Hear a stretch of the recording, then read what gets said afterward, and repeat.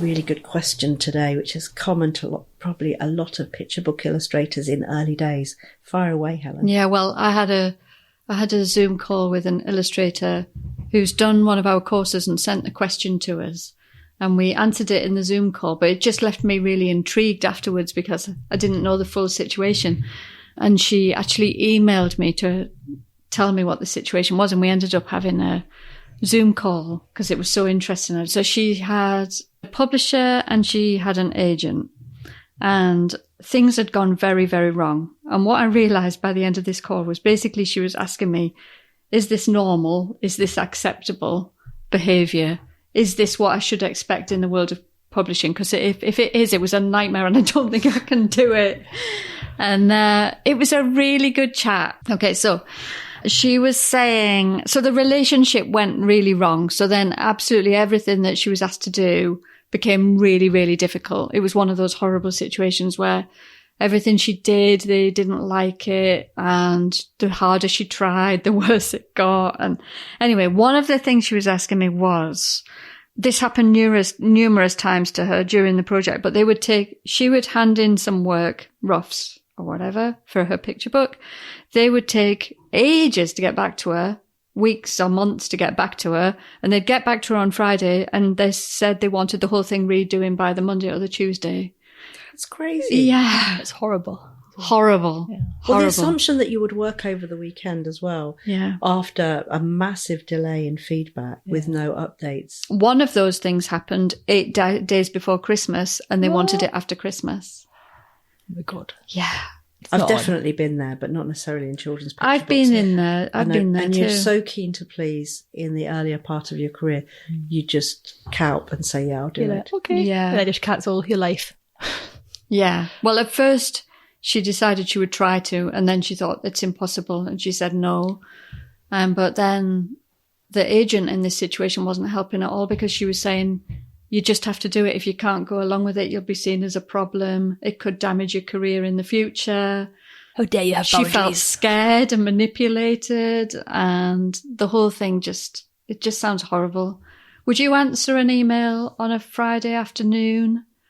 Well, I might answer, I might look at it, but if they were asking me for something for Monday, it would be a definite no, and I probably wouldn't reply. I would just go away and have my weekend.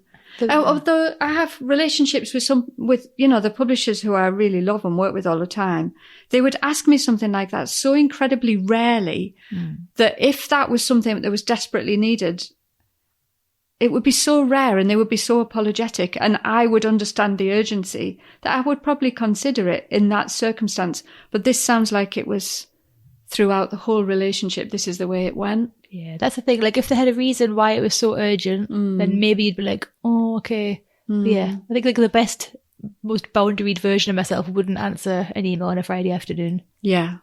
Because I'd be like, you've answered it 1 hour before the end of the working week. Yeah. So I'll reply on Monday. Yeah. Yeah. In most businesses, it would be, sorry to bring this to you so late, but anyway, let's speak about it on Monday. No one would say in a salaried business, hopefully, here's the big problem that needs changing and probably needs an entire weekend's worth of work. Can you get it back to me Monday morning?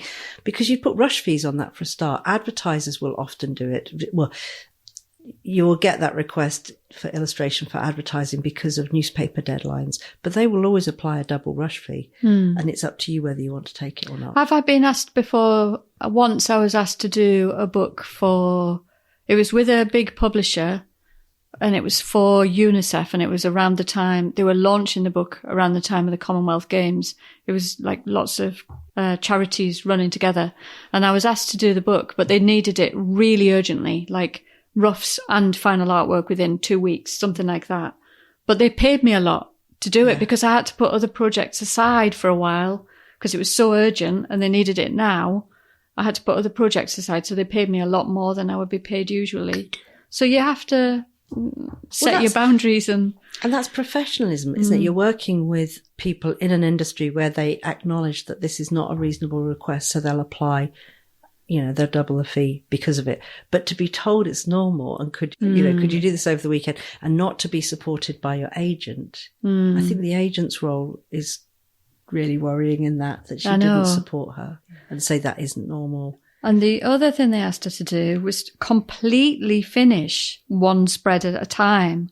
What? So completely finish the whole spread, have it finished. To artwork, and give final artwork standard. To final artwork, give it to them, see if there are any changes, do the changes one at a time. Whereas, so if I'm doing a picture book, I do all of the roughs together, give them to the publisher, get some feedback, do all the changes together in one go, give them back.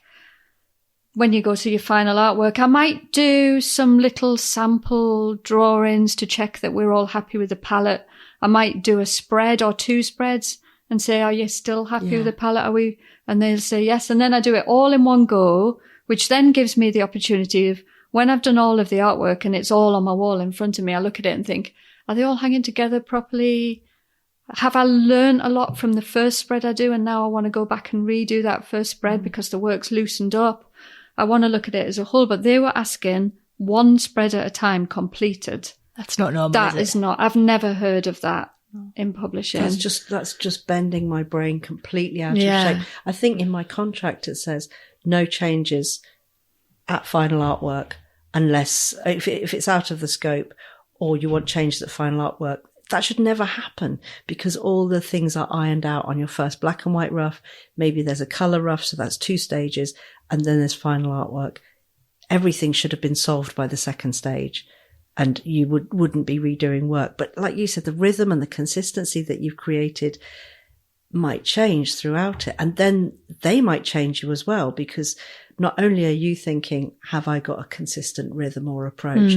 By them changing final artwork, which to me is a horrific idea, they will change your overall consistency in the sequence of images. That's completely I know, I can't back to imagine. front. In the world of picture books, it is quite normal to go back and change final artwork. Is it? Yeah, quite. I'm trying to think of the last few books. I remember in How to Hide a Lion, gone to final artwork and came back and said, do you think that you've drawn the hand a bit weird on that one? And I looked at it again. I was like, yeah, maybe I did. Yeah. I don't want it to go out looking like that. Now my eyes have spotted it. I see what you mean. Yeah. So that kind of thing does happen in picture books. Often you'll hand in final artwork. Ideally, I like to have all the roughs signed off, that we all agree. We've gone over them so carefully that we all have read through it numerous times so that when I'm going to final artwork, there's no kind of grey area or things left to be decided. So I do very, very few change on final artworks. One time I handed in final artwork and then after it was gone, I suddenly had an idea that in How to Hide a Lion, the lion and Iris should have a little packet of plasters on the ground beside the lion while he was having his paw tended to. So I just drew a little packet of plasters and sent it in the post in a tiny envelope saying, can you drop this in? Oh, amazing. So changes happen, but not in the way that they happened with this book. No. And it sounds like your motivation there is you want the book to look its absolute best. Yes. And you've had a brainwave and thought, yes. And cool. Sometimes the publisher have a brainwave and they get me excited about it. And I go, you are right. I am going to change that blanket to a check. It's tartan. You're right. They would have a tartan blanket. I'm going to fix that. Yeah. It's like mutually beneficial rather than you've done this wrong. Yeah. And luckily you have that system where even though your work's analog and painted, you can add a kind of cutout painted piece if you want to adjust things afterwards. Usually. But for a lot of people, final artwork is like, okay, you've briefed and checked. Right, I'm going for it now. And this can't be changed because it's such a complex and time-consuming system to create this. But I think the advent of digital has meant a lot of art directors or art editors are used to saying, could we change that or could we move that? And in digital work, you could. Even then, sometimes it's quite difficult. I think for people who are still working in analog, to be asked to go to final artwork and then be critted afterwards. I have had that happen, though. Oh, Lordy. I have had that happen with a publisher, and they'd commissioned me to do one more, another book, And I gave them the money back and just found another publisher, because I handed in the artwork and they came back with so many changes as if they hadn't even really looked at the roughs properly. It was awful. Yes, exactly.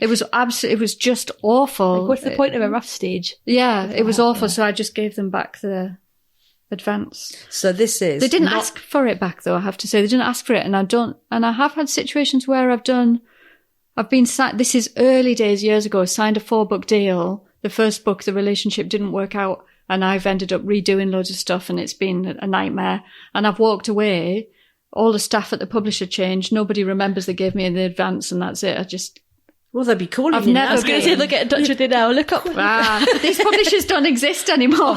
I'll be fine. It's so exciting to hear. Yeah. Oh. So I don't know that they even always ask for the advance back if the relationship goes wrong. I think the best thing to do is just get this project out of your hair and never work with that publisher again. Move on. And going back to that last question, it is not normal to be asked to do finished artwork one by one.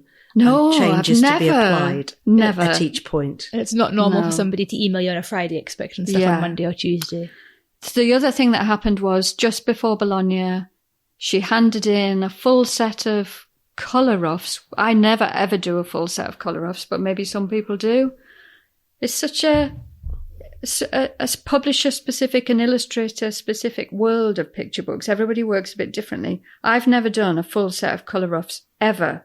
I'll do a sample colour piece, but not full colour roughs. Anyway, in this situation she had, and I think maybe some people do, I don't know. I don't know why you would need to do that. If they know your palette, they've seen your folio, and they've seen your rough drawings, I don't know why they'd need a full set of colour roughs. Anyway, she did. Gave them to the publisher, and the publisher hacked them all up on Photoshop, cut bits out, patched them, completely changed the book, and asked her to repaint it as they'd photoshopped things together, but then decided it would go to Bologna like that, like a hatchet Photoshop job. So she was asking me, is that normal? So yes, sometimes when Bologna is looming and you've only done a little bit of artwork and you might not be final artwork, it might be, this is, I think, how it's going to look, but I haven't worked my palette out yet. They might take that. And sometimes stuff goes to Bologna that's not final artwork and you're not that happy with, but you're happy for them to take it. But chopping all of your work up on Photoshop, sticking it together, knowing you're unhappy and taking it, I mean, it's a grey area, but I would say that's out of order. I wonder if she told them she was unhappy. She did. Oh, she did, okay. Yeah, in that case, that doesn't seem very... But I have had publisher ring me and say, we love the stuff you've done for Bologna, but, we've looked at it in the context, because they'll make like what you call it? I've forgotten the name of it, but it's like a leaflet that they show co-edition publishers to see a few books together on this leaflet of what we've got coming out, and they can have a browse through it. And I might have done a drawing, and when they've put it in context on the leaflet, they realise they now need it to be a different shape. And so they might say to me, do you mind if we just drop this colour in the background and change the edge to a square or whatever? And I usually just say, whatever makes it look good on the leaflet, just go for it. So there is some amount of people working together to patch something together to look its best to sell it. But it's about relationship management, isn't it? I would think you could do a bit of, as a designer, you could have that level of intervention with discussion. And sometimes people can do things to your work creatively. You think, how dare you? But then it turns out they have actually really improved it, and a designer's eye can recompose something and make it look a lot better. Yeah. I've experienced that before. But I think if you're talking with the illustrator and you've got a good communication, it's not endless emails, which just is like, it always ends up badly. If all you do is email back and forth and the tone gets worse and the vibe gets worse. That's what happened in this relationship. And if you say you don't like something and they just go, we're going to do it anyway, that's not good for any relationship, is it? It's not, is it? It gets worse. Oh no. Really? Yeah. So now the relationship is totally broken down. She's really unhappy with the work she's making because it's been changed numerous times. Poor illustrator was having a bit of a breakdown about it, didn't trust her own instincts, whether this was normal or not. And the agent kept telling her just to get on with it, and this is normal practice, and so she didn't trust herself anymore. And at one point, the agent said that if she didn't just comply with it, word would get round that she was difficult and she might not work again. Nice. But you've had something like I've that had as well. exactly this happen in my early career. It's exactly clearly this. common to a lot of early career illustrators. My agent, when I said the relationship was finished because she stirred things up a lot between me and the publisher, and what didn't want me to work for one publisher who are a huge publisher and I work with now because she'd fallen out with them. So I left her, and she wrote me, I don't know, maybe 3 pages of A4, both sides, telling me why I would never work again because she had that power. Really?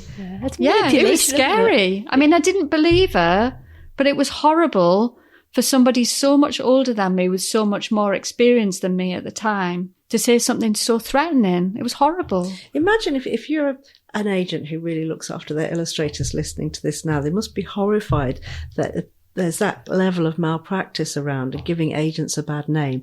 There are great agents around. I've had fantastic agents since then. One agency, and my first agent was fantastic. Hillary, she retired, and now I have Jessica, and she represents Katie as well. Yeah, we have a lovely time. She's gorgeous. She's so wise. There are so many good agents. I'm worried I'm telling this as if all of publishing is terrible. It is not. And it's a case of finding the right publisher. And my advice to this illustrator is finish this book, get out of this as soon as possible. You probably won't like this book. Don't stick it on your website. Find a new, she's already got an offer from another publisher. Good. Ditch the agent, sign with a new publisher and move on. Yeah. It probably wasn't good for them. It's not good for you. If anything, I feel like when anything goes wrong like this in your career, it's just a list of things like make sure this doesn't happen again, make sure this doesn't happen again. It's like, maybe I've talked about this before, but you know when you're in a hotel and there's a sign on the back of the door and it says like, do not boil soup in the kettle. And you're like, somebody's boiled soup in this kettle. Yeah. So you can go to every other publisher relationship really sure of what she does and doesn't. You say at the beginning, I don't normally work weekends and I'll let you know when my holidays are. And they give you a deadline. You can look at the deadline and say, actually, I've got a holiday before then, so can we add a bit of extra time on? Just set out your boundaries. Or even, I don't work Fridays, so if you email me on a Friday afternoon, I'm not going to read it till Monday. I think when you see other people living those boundaries, it really helps other illustrators to see someone with that auto response on it saying, I don't work Fridays. Seeing other illustrators who say, I'm booking a holiday. In fact, I'm booking 3 holidays this year. And they won't change regardless of the work that comes through. Because for so many years, you just make yourself available 365 days a year. And after 10 years in the job, you think, God, is this how it is all the time? It's really good to reconsider those, your own personal boundaries. And for someone like this illustrator who's been through this tough time, there's a sense you carry a bit of shame as well. But it's not, because I think most people will have one of these big, awful jobs in their memory. Those books I just pretend they don't exist. They're not on my website. Just pretend they don't exist and move on. That's it. What books? Not telling you. And I should say as well that publisher might work with other people who have an absolutely brilliant time. Yeah. And it might be just a clash of working practice, a clash of personalities. Yeah. Other people might say to them, actually, I don't work weekends, and now they've been told that they don't contact them. Yeah. It doesn't mean that this publisher is always like this and a terrible publisher. No. Yeah. It also, when the relationship's soured as well with the first couple of things, quite often you see everything else as a problem, and some things might not be. Some things might be normal in publishing. Not great. They don't work for you maybe, but that's how it goes. But once you've got a soured relationship, you think they're doing it to you on purpose. Yeah, also, like the thing about Bologna, they do sometimes take work to Bologna you're not happy with, but you want your work to be represented there. And it says at the bottom of every single piece, this is not final artwork. Yeah. Like the dummy we had Walker took of Salty. You were hiding the front cover because I don't like the title I wasn't page. Happy with the cover, but we needed something. All of that inside artwork I did have completely changed now because I decided that the jumper that Bernard knits should have the Eiffel Tower on it instead of a star.